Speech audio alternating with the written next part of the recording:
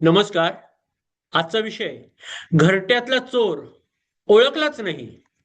एका छोट्याशा पक्षाने खूप प्रेमाने घरटं बांधलं. एक दिवस तो अन्न आणायला बाहेर गेला. तेवढ्यात कोकिळ आली. तिनं स्वतःचं अंड त्या घरट्यात ठेवलं आणि निघून गेली. पक्षी परत आला. त्याला काहीच संशय आला नाही. काही दिवसांनी कोकिळीचं पिल्लू जन्माला आलं. ते सगळ्यांपेक्षा मोठं होतं.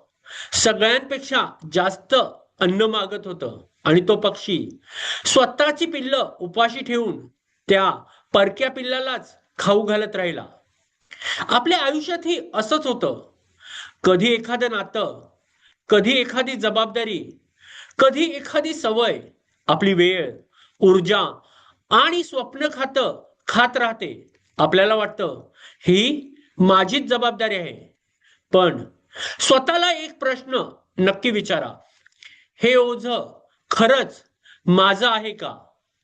कारण जी गोष्ट तुमची ऊर्जा संपवते ती नेहमीच तुमची जबाबदारी असेल असं नाही.